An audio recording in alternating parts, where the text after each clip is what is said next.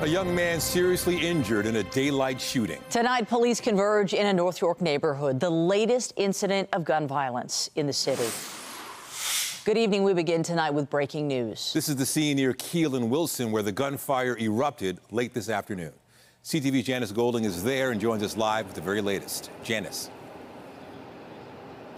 Hi, Nathan. It is a little quieter than it was about an hour ago, but there is still a very large police presence here with detectives, plainclothes officers, as well as uniformed officers combing the scene, as well as going door to door and speaking to residents. Now, this is what we can tell you at this point. This is a developing story, but what we know is that at around 3:30, emergency crews were called to a home on John Perkins Bull Drive, which is by Keele and Downsview Park, for reports a young man had been shot in the head. When they arrived, they found the victim with life-threatening injuries, and he was transported by an emergency run to Sunnybrook Hospital.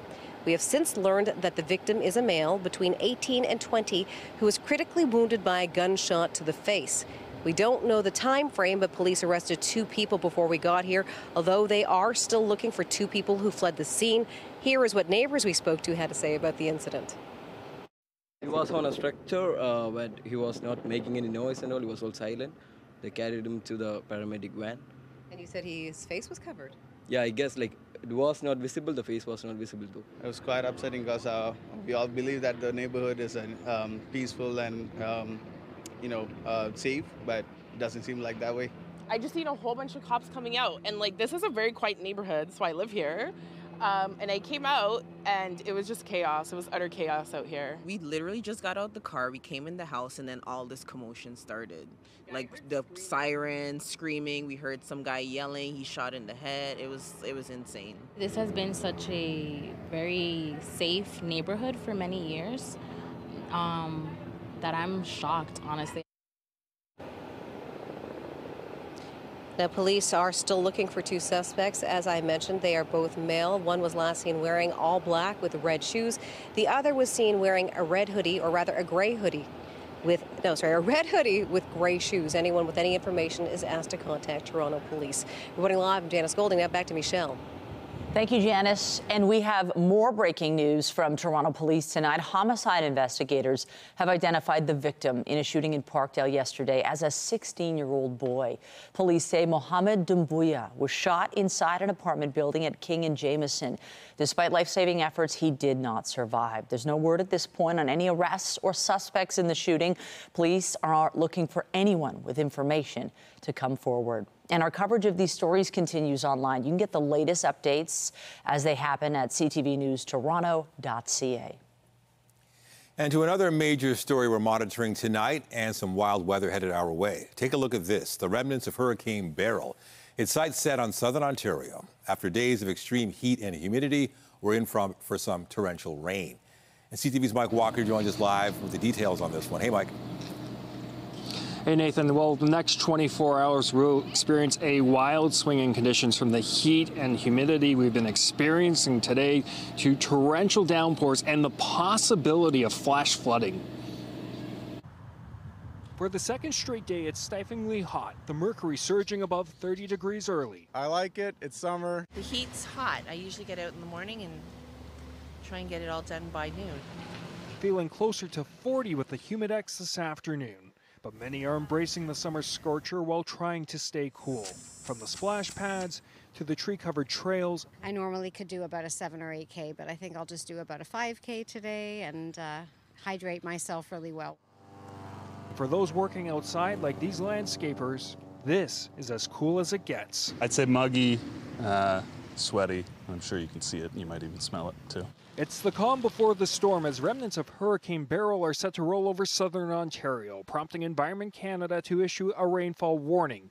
Forecasters say we could see a month's worth of rain. And that's what we're really worrying about with this system, is how hard that rain is going to fall. Torrential downpours could see as much as 20 to 40 millimeters per hour in some areas.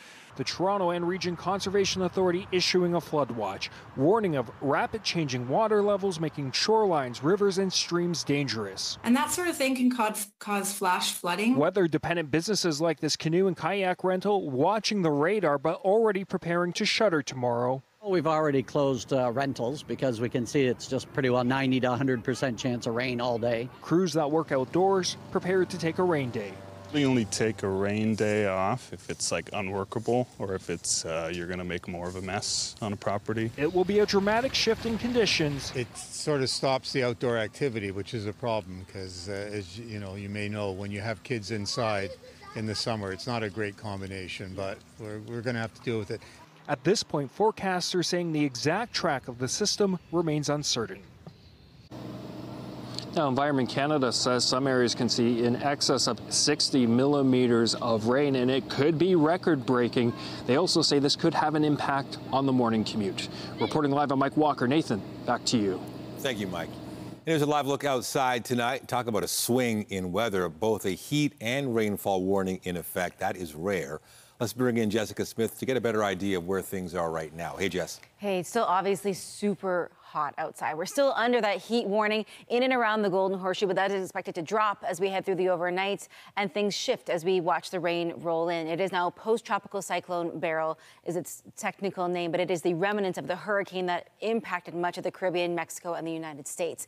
Temperature-wise, we're at 28. It feels like 36. Everybody's still holding on to a ton of heat. We have that rain kind of knocking on the door. It'll start in southwestern Ontario for the GTA, the Golden Horseshoe. The bulk of this really is as we get through that 3 to 4 a.m. time frame and then through the majority of the day tomorrow. That is also what's prompting that rainfall warning. We are going to see this impact the drive as we head throughout the day tomorrow. We're also, again, under that flood watch. We also have watershed statements in place for a large portion. So anything you see in kind of the brownish orange color, those are the flood watches. The yellow, that is the statement. So keep in mind, this is impacting everybody across southern Ontario. Coming up, we'll break down the timing of everything to help everybody stay safe. But right now, it's back over to Nathan and Michelle. All right. Thank you, Jess. There are new developments tonight in the strike at the LCBO. It is day 5 of the work stoppage, and today Ontario's main liquor retailer scrapped a plan to reopen some stores so restaurants and bars could restock. CTV's John Musselman is live at the LCBO's flagship store along Queens Quay with the very latest. Nice and loud there, John. Yeah, it sure is. A lot of honking of horns here as the picketers are on the line. They also got a boost today when Ontario Liberal... We are now on day 5 of the strike, and morale on the picket line appears to be good. Music and some creative costumes adding to the atmosphere. We're definitely in it for the long haul. Right now, it feels like Mr. Ford is trying to emphasize that we are not necessary to the people of Ontario. There's a pot store in every corner. Every third store, all you see is pot. All I'm going to see now is alcohol everywhere as well. That isn't the Ontario I grew up with.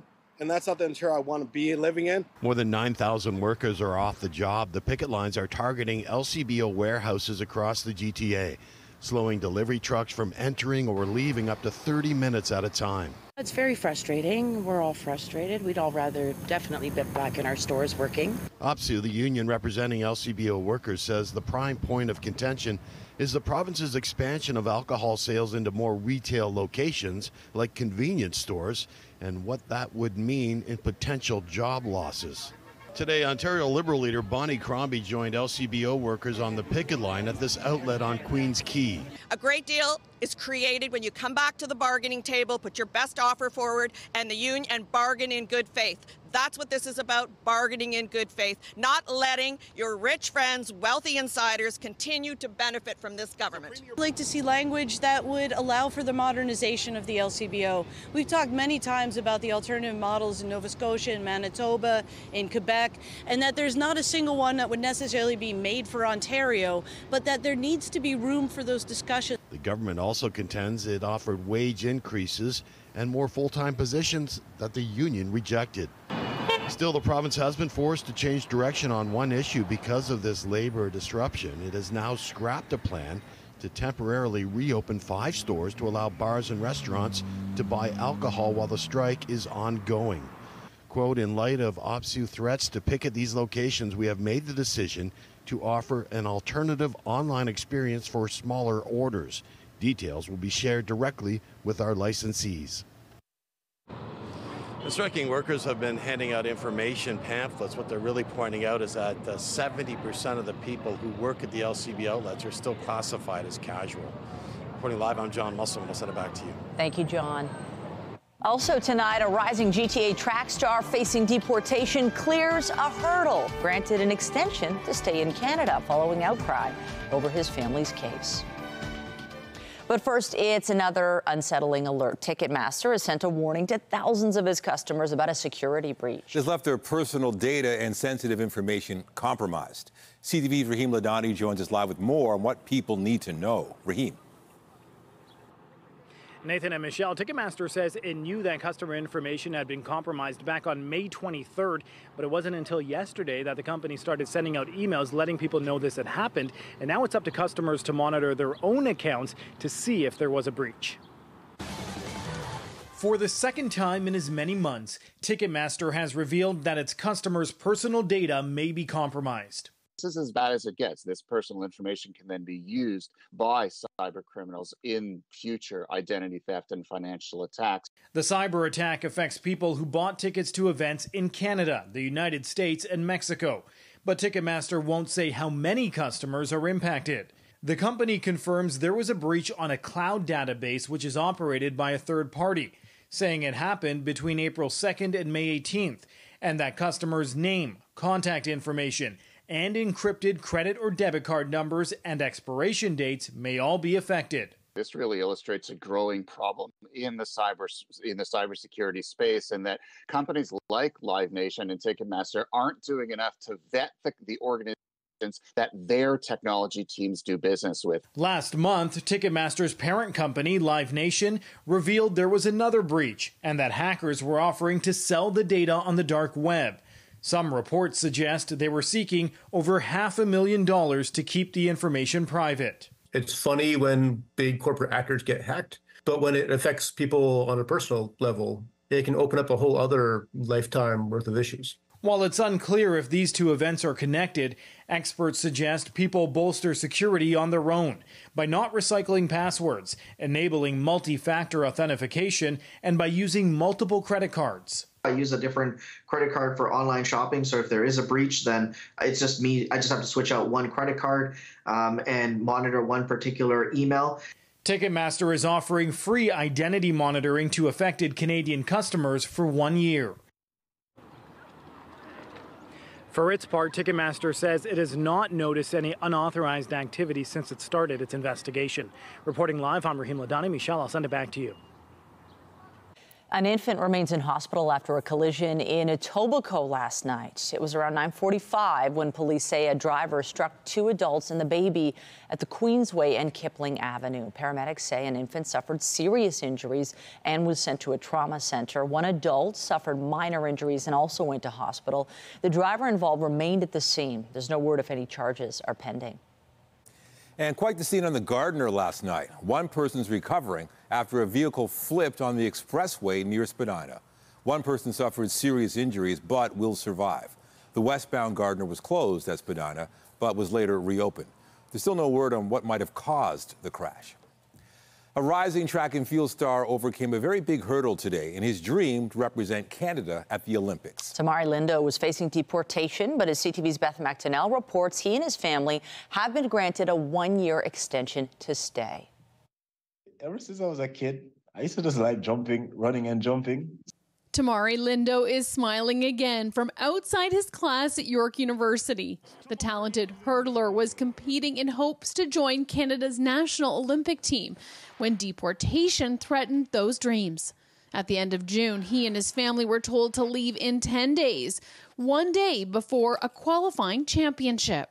I had a call by CBSA saying I'll have to come in to report and all that. And I was like, I was all the way in Quebec. And it was like, yo, like, it threw off everything that I was like preparing for. The 20-year-old's family arrived in Toronto from Jamaica in 2019. Lindo's father was a volunteer with the political opposition, has been shot at, and has had his neck slashed. Lindo's little sister, born here, is now 5 years old. Their appeal to stay on humanitarian and compassionate grounds had been denied until thousands advocated and the government issued a 1-year reprieve. Well, I'm very happy about it, honestly, because that means the dream is still on, you know?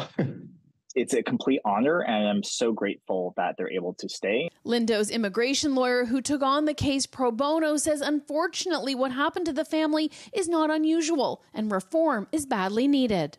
I do hope the government reconsiders both its immigration policies as well as its removal policies, because, to be honest, the family should have just gotten status when they first got here. That would avoid a lot of stress. Tamari Lindo. Lindo didn't qualify for the 2024 Games in Paris, but has his sights set on the World Championships and the Olympics in 2028. I'm extremely grateful. I'm not going to lie, every time I sit down on it, tears always comes to my eyes, because to know that there's people actually out here willing to want to fight for me and my family. Focused on the future and feeling good about it. Beth McDonnell, CTV News.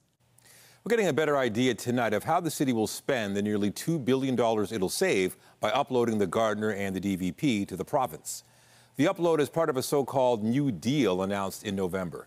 In a new report to Executive Committee, the city estimates the move will free up $1.9 billion for other municipal priorities. Staff recommend the money be reallocated to state of good repair and other capital needs over the next 10 years, focusing on the TTC, parks, forestry and recreation, transportation, housing, corporate real estate, and eastern flood protection. We turn now to more fallout from the sudden closure of the Ontario Science Centre. Dozens of high school students from across the province who had hoped to spend a semester there learning won't get that chance. As CTV's John Woodward reports, it's not clear when that program will restart, as more questions are raised about the decision to close the building. Amber King has loved science since she was a kid. I'm curious, and science is the most efficient way to learn about lots of really, really cool things about our world. And the Ottawa native was excited to spend a semester at science school at the Ontario Science Centre with a class of like-minded grade 12 students. It's really like a cornerstone of science in Canada. Then the Science Centre closed suddenly last month, and 65 families, including Amber's, were told school was out. Really shocking, and it was really disappointing because I had spent so much time planning my life around what my life was going to look like around the fact that I was going to be going to science school. It was an amazing experience, life-altering for sure. Jennifer Miner remembers hands-on learning at science school in the 90s. Many of my fellow classmates have become teachers, engineers, physicists, pharmacists, physicians, surgeons. The Ontario Science Centre told CTV News, as we plan for an interim location and our future home at Ontario Place, we will be looking at ways to deliver science school. We appreciate the patience and understanding of all affected students as we navigate these recent changes. If the science school can be put in the proposed temporary location starting in 2026, that would be about 90 students disrupted. But the provincial government's request for proposals doesn't mention science school space, just exhibit space. And if the school has to wait until a new science centre is built, that could be hundreds of students affected. The provincial government has claimed faulty roof tiles made the building unsafe. But others, including the firm that designed the building, say the building can be occupied safely with renovations. Architecture Magazine's Elsa Lam estimates repairing the building in the short term at $30 million is the lowest cost option. It absolutely didn't have to be this way. We didn't have to have an abrupt closure of the Science Centre. We could have made the necessary roof repairs and other repairs to keep it going in place. Children were definitely not even an afterthought. Nick Gomez taught biology there for 3 years. This is a huge loss. When the science school does reopen, King won't be a part of it. It's only for grade 12 students, and by then she'll have graduated. John Woodward, CTV News. Still ahead, the ultimate goal. We kickstart Team Canada's historic match tonight after Copa America against world number 1 Argentina on youth soccer. In the Middle East, 29 Palestinians were reportedly killed by an Israeli strike east of Khan Yunis. The Hamas-run Gaza government media office says tents housing displaced families outside a school were hit. The Israeli military says it is checking the report. In Jabalia, the Indonesian hospital has become the main functional medical facility in the northern half of the territory. Israel's advance on Gaza City has forced the closure of many hospitals and clinics in the area. The military says it is pursuing militants who have regrouped there. Today, thousands of Palestinians sought shelter as the city was bombarded. In the central town of Deir al-Balah, at least 14 people were killed in airstrikes there and nearby refugee camps, according to officials. Military aid for Ukraine is topping the agenda at the NATO summit in Washington, with President Volodymyr Zelensky in attendance. Canada is also facing new pressure for not meeting the alliance's spending target. CTV's Judy Trin has the latest. Ukrainian President Volodymyr Zelensky wants NATO to begin negotiations to let it join the alliance. That's more than what members are willing to do at this time. Instead, NATO will offer Ukraine a new mission in Germany, run by a three-star general to coordinate long-term military aid to help it defeat Russia. Putin cannot divide us. He cannot not outlast us. He cannot weaken us. And Ukraine, not Russia, will prevail in this war.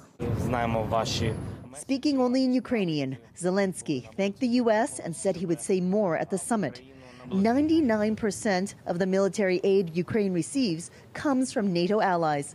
Since Russia invaded in 2022, Canada has given $4 billion in weapons, ammunition, and training, and $14 billion in loan guarantees. But the president of the Ukrainian World Congress says Canada has to counter Russia's long-term plans. Russia is on a war footing, and security and defense is a top priority for most global leaders. And quite frankly, Canada is being left behind by not at least keeping up with our allies in terms of how much we're spending on defense. Canada currently spends 1.37% of its annual budget on defense, well below the minimum 2% NATO wants members to commit to. They're not going to do their 2%. Why? Well, talk about riding on America's coattails. 2% is not longer some kind of ceiling, but 2% is now the floor for our defense spending. Defense Minister Bill Blair says he will present a plan in the next few days to reach that 2% target. Canada currently spends approximately $30 billion annually on defense. Reaching its NATO commitments will require many billions of dollars more. Judy Trin, CTV News, Washington. The UK's new Prime Minister says he remains committed to increasing defense spending to 2.5% of GDP. He'll do so following a government review. Keir Starmer has now left for this NATO summit following the first session of Parliament since the Labour Party's big election victory. Whatever our political differences, it's now time to turn the page, unite in a common endeavour of national renewal, and make this new Parliament a Parliament of service. The first order of business was the election of a speaker, and in keeping with tradition, he feigned reluctance and was dragged to the speaker's chair by colleagues. Lindsay Hoyle was re-elected unopposed, promising to continue to do everything within his power to preserve and cherish the House of Commons' best traditions. In Texas, millions of people are without power in sweltering heat after Hurricane Beryl lashed the state. The storm made landfall early Monday as a Category 1 hurricane, also delivering about 30 centimeters of rain in some areas. It has been blamed for at least 7 U.S. deaths and at least 11 in the Caribbean.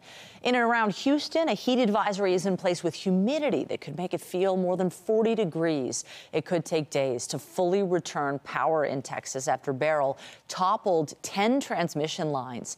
U.S. President Joe Biden has approved a major disaster declaration for the state. The storm's remnants are moving north into the Midwest. Can Canada make soccer history tonight? Excitement sure is building for a massive game. Canada's men's national soccer team is taking on reigning Copa America and world champions Argentina. As CTV Sean Leathong reports, among the many fans cheering them on are the next generation of soccer players.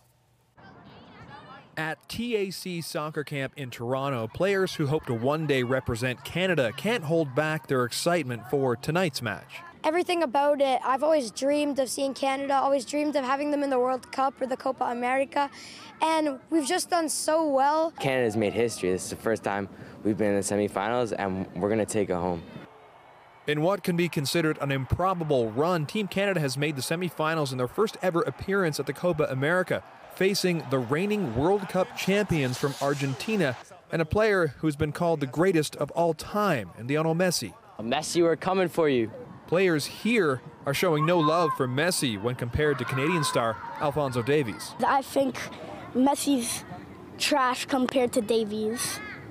9-year-old Charles Allen is adamant, even as some of his campmates wear a messy jersey. It's fine if he likes messy. It's his opinion. 16-year-old Alexander Emmanuel Carter is an elite youth goalkeeper with aspirations to play for Canada one day. He says beating Argentina tonight isn't out of the question. I think Canada has a chance. We just got to play it out well. We have to make sure we guard up the right players. With many pointing out that Saudi Arabia upset Argentina in a round-robin match at the 2022 World Cup. Regardless of the outcome of tonight's match, Canada has certainly made a statement on the world stage. So many obscure parts of the world will be watching the Canadian men's national team for the first time tonight. Matthew Shinetti from TSN says Canada has shown a fearlessness in the tournament, as evident in their quarterfinal win over Venezuela and the first time they faced Argentina in the tournament opener. Canada did not sit back a couple of weeks ago in the Copa America opener. They won't sit back tonight, regardless of what Argentina throws at them. Fans tonight will no doubt watch with a mix of emotions. And even if they win or lose, I'm really proud, but I'm also really nervous. Obviously, I have faith in them, and I think they could pull a win. And it all starts at 8 o'clock. Sean Leathong, CTV News. And while soccer fans are hoping there'll be cause for celebration tonight, York Regional Police shared this friendly reminder on social media. In addition to the Copa America, the Euro Cup is also underway. Officers writing, "A goal is very exciting, but keep in mind not everyone is a footy fan.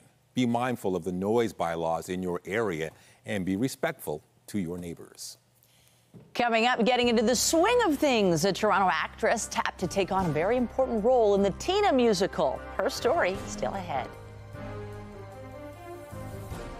And I'm Pat Foran. Coming up on Consumer Alert, break and enters are a growing problem in the GTA. And one of the most common is the smash and grab. But one company says it has a new type of glass that can withstand baseball bats and even a sledgehammer.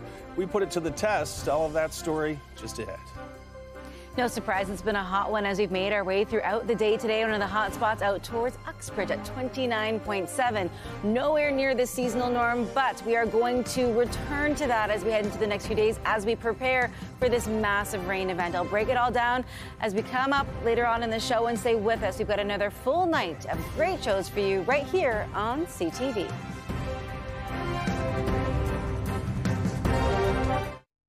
Last year in Toronto, there were almost 8,000 break-and-enter crimes, and police say that number is expected to increase this year. Along with the theft of items, businesses also have to deal with the mess, costs, and hassles of dealing with broken windows and doors. Here's Pat Foran and a Consumer Alert. Pat. Thanks, Michelle and Nathan. The smash and grab is when thieves break a window or door, grab what they can, and leave in less than a minute. A security company says it's working with businesses to try and stop thieves from getting in the first place. It happens more than 20 times a day in Toronto. Thieves break the glass in a window or door, enter a home or business, and make off with what they can. Tom Reimer with MetalX Security Products says it's getting worse.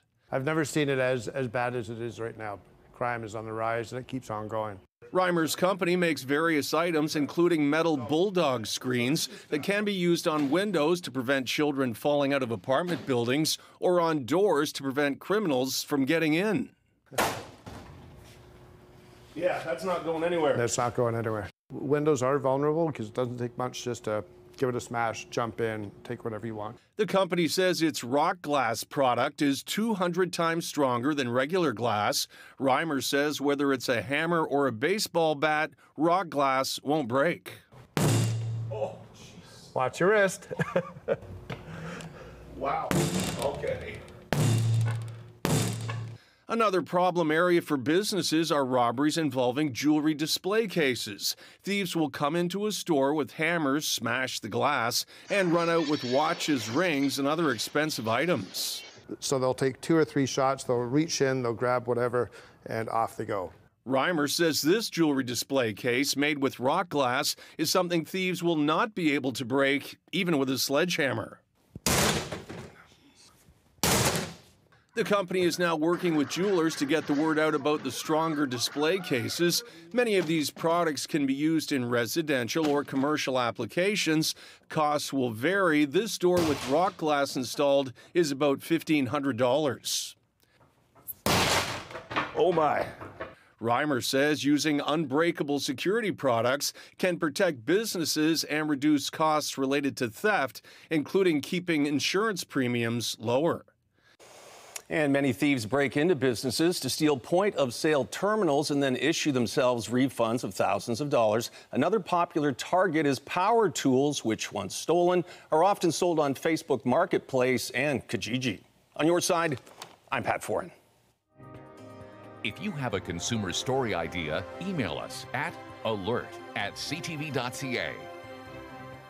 Well, that was fun to watch. Pat brought his own tools to that shoot. He put everything into that swing, Yeah. and he could do nothing, no damage whatsoever. That's pretty cool. And he's a strong guy. But we're going to be keeping a very close eye on the sky because we're about to have a change. Right now it's the heat, and we're getting enough rain that it's impacting people's plans for tomorrow. It really is. We're seeing some things get canceled already. It is a significant amount of rain. It was a hurricane. It impacted the Caribbean. It impacted Mexico. You know, it made its way across the United States, and now it is a post-tropical cyclone that is making its way into southern Ontario.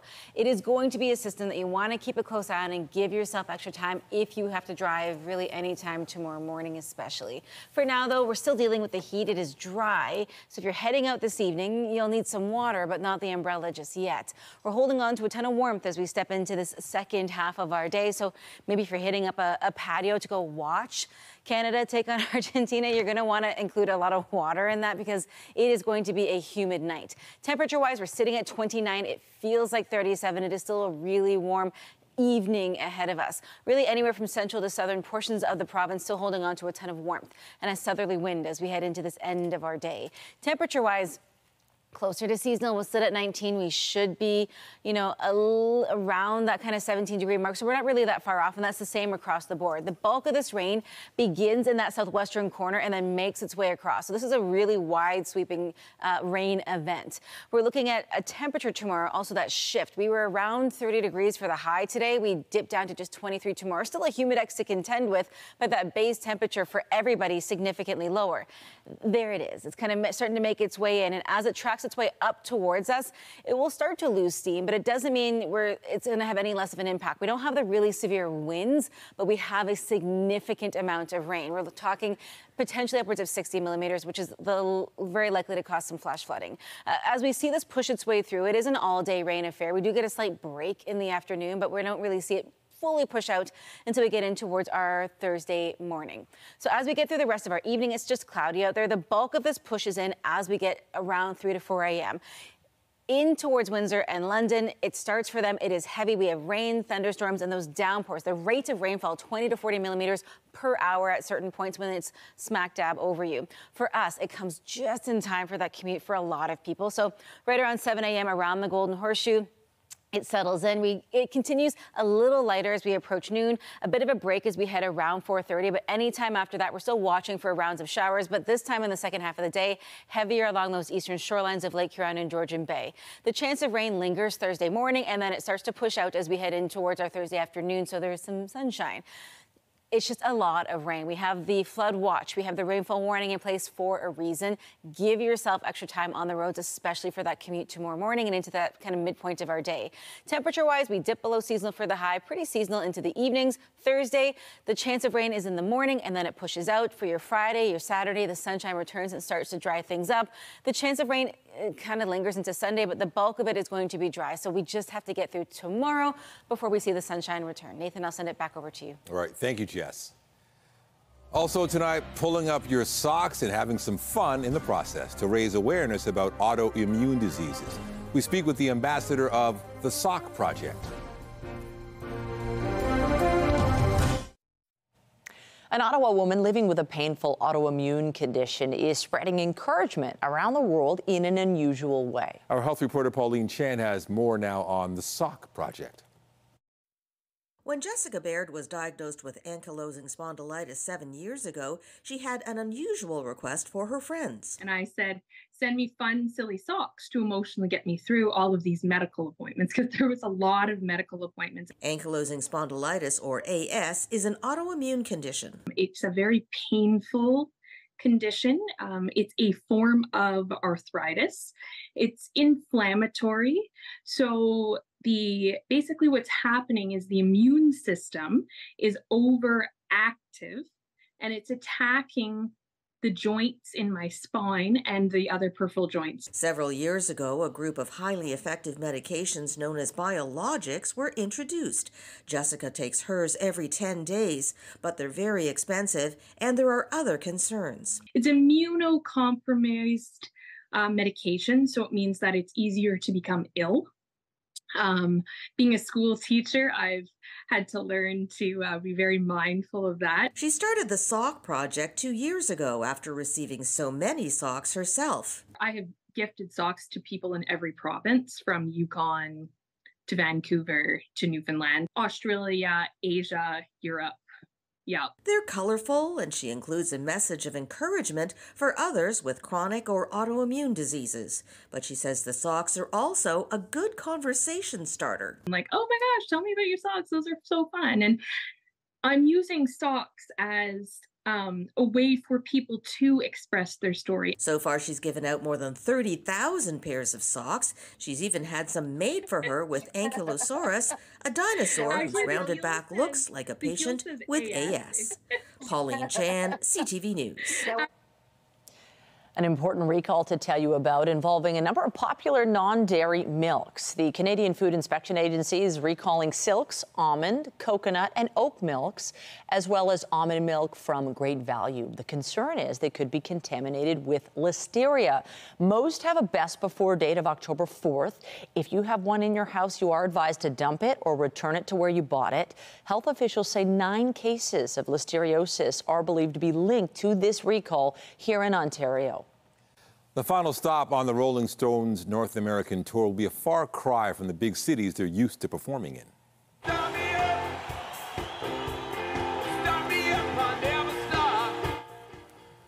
The Stones will close out their Hackney Diamonds tour in Ridgedale, Missouri, a town of less than 1,000.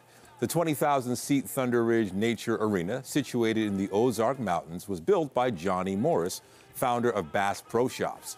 2 decades ago, Morris went fishing with a longtime musician with the Stones, leading the group to choose the arena. Well, not everyone can be the star of the show, but every once in a while that dream comes true. That's what happened to Toronto actress Karen Birthright, a cast member in the musical Tina, on stage now in Toronto. CTV's Andrea Case has her story. On any given night, you never know where actress Karen Birthright will be on stage in the musical Tina, the biographical story of the Grammy winner Tina Turner. If an actor goes down, she steps in. It's usually sometimes halfway through Act 1. It's been intermission. It's been right before half-hour call when the audience is coming in to, buzz in their tickets and get into their seats. It's been, as I said, 11:20 for a 1:30 show. It's run the full gamut. In this Broadway touring production, the grueling role of Tina is played by 2 different actresses, each playing 4 shows a week. But last Sunday, just hours before the show was to begin, Birthright was told she had to step into the lead role. There are no words. It's the hardest thing I've ever done. To my humble opinion, it is the most challenging role in the musical theater canon that I've ever witnessed, seen, experienced, and for sure ever have tackled myself. The Toronto native was hired for the show in 2022. As the dance captain swing understudy for Tina Turner in the role Tina, Birthright plays this Tina, the ICAT's this Tina, basically 8 female roles, every role that isn't played by a man. Birthright has starred in a number of productions. She's a graduate of Toronto's Claude Watson School of the Arts, both their middle school and high school. Being a swing, you can be called upon at any time to step into the role, but the role of Tina requires the most preparation. The show was sold out, so she wasn't able to get a ticket for her mother, but she will step into the role again later this month. And she already has got a seat for Mom. Tina Turner, the musical, runs until July 28th at the CAA Ed Mirvish Theatre. Andrea Case, CTV News. After the break, Spain books a ticket to the Euro final. The highlights from their dramatic come-from-behind win against France in mere minutes. It was quite upsetting because we all believe that the neighborhood is peaceful and, safe. Updating our top stories, a young man was critically wounded after being shot this afternoon. Police were called to a home near Keele and Wilson. 2 people were arrested. 2 others are being sought, both males. Anyone with information is asked to contact police. That's what we're really worrying about. with this system is how hard that rain is going to fall. The Toronto and Region Conservation Authorities issued a flood watch because of the remnants of Hurricane Beryl. Environment Canada's also issued a rainfall warning. Torrential downpours are expected overnight and into tomorrow. This really illustrates a growing problem in the cybersecurity space, and that companies like Live Nation and Ticketmaster aren't doing enough to vet the organizations that their technology teams do business with. Ticketmaster says some Canadian customers may have had their data stolen during a recent security breach. It happened between April 2nd and May 18th. Names, contact information, and payment card information were part of the breach. Remember to keep up to date day and night through our website, ctvnewstoronto.ca, by downloading the CTV News app. U.S. stocks hit another record high, with investors still betting the Federal Reserve will be able to cut rates this year. Andrew Bell of B&M Bloomberg has the latest in business. Hello there. America's S&P 500 stock index rose for a sixth straight session to hit yet another new closing high after the Federal Reserve Chief Jay Powell spoke to U.S. lawmakers. Powell offered no timeline for interest rate cuts, but he pointed to mounting signs of a cooling job market. Many investors think that the first U.S. rate cut will come in September. Toronto stocks slipped marginally, held back by selling in energy and materials. On the markets, the Canadian dollar was at 73.36 U.S. cents, up a fraction. WTI oil, North America's benchmark, changed hands at $81.41 U.S. a barrel, down 92 cents. Western Canadian Select oil was at $67.72, up 62 cents. And the TSX Composite ended at 22,042.50, down just under 84 points. That's the latest in business. I'm Andrew Bell of B&M Bloomberg. The Business Report is brought to you by Canadian Western Bank, the bank built for business. So he's well able to deliver crosses like that. Danny Olmo! They've turned it around! Spain is moving on to the European Championship final with a 2-1 victory over France today. Danny Olmo scored what would be the winner. 4 minutes earlier, 16-year-old Lamine Yamal became the youngest ever scorer at a major tournament. Spain is looking for a record 4th Euro title. The team faces the winner of England and the Netherlands in Sunday's final. Those two teams play tomorrow. On the baseball diamond, the Blue Jays kick off a 3-game series in San Francisco tonight against the Giants. Toronto's coming off a series win against the Mariners and have just 6 games remaining before the All-Star break, sitting 8.5 games out of a wild card spot. Jays management will have plenty to think about as the trade deadline approaches. First pitch tonight is set to fly at 9:45. The best women hockey players in Canada and the U.S. will square off again next season, and the schedule for the 2024-25 rivalry series was released today. USA a hockey minor at 11:50.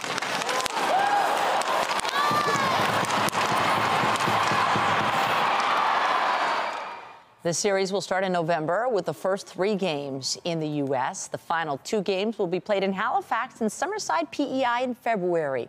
Canada won 4 straight to take last season's 7-game series. We have won 3 of the previous 4 series.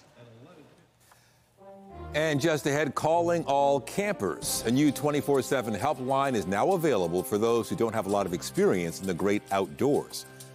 Connecting with Scouts Canada for free. That's next. Tonight, questions swirling around the controversial animal deaths at the Calgary Stampede. What happened before they had to be put down? And a fresh and urgent call for change from activists. We'll have that story and more later on CTV National News. Pitching a tent and sleeping in the great outdoors isn't everyone's idea of a relaxing summer plan. But this could change. That Scouts Canada is offering a lifeline of sorts to help people deal with their camping conundrums. The Camptastic helpline is available for free 24 hours a day, 7 days a week. It will allow people to get answers to common camping issues. The phone line will connect campers with pre-recorded solutions from Scouts and volunteer Scouts. What we did do is go into our scouting community and we talked to all of our volunteers, or majority of our volunteers and our youth, and we asked them for their best tips, their safety tips, and their best tips for the most popular things that could go wrong. And then we've given those tips away. So we've got, from a bear encounter to how to go to the bathroom in the woods, setting up tents. And so there's kind of a dial-in line, and you kind of get, the best of the advice Scouts Canada can offer. Scouts Canada says the call-in line is designed for campers who are already at their campsites and find themselves in a pinch. I'm one of those people, I don't want to sleep outside in a tent. Well, no one's going to want to sleep outside tomorrow at all. It will be, they'll be calling in, what do we do with all this rain? Right? I don't camp. It's on the ground floor somewhere and you open the screen door. That's my idea of camping. But it is going to be a really intense rain event. Please proceed with caution if you're driving anywhere tomorrow morning, because it is going to be that timing just in time for the morning commute. The system moves its way in. This is the remnants of Hurricane Beryl. It is what's prompting all of these rainfall warnings. We're looking at the rate of rainfall really being the biggest issue. We could see upwards of 60 millimeters. Again, this is kind of a projection of what we could expect by the end of the day tomorrow, but just keep that in mind. Proceed with caution. Good to know. All right, thank you, Jess. That's it for us, but be sure to join Omar Sachedina tonight at 11 for CTV National News, followed by Zoraida Allman with our next local newscast at 11:30. In the meantime, our coverage...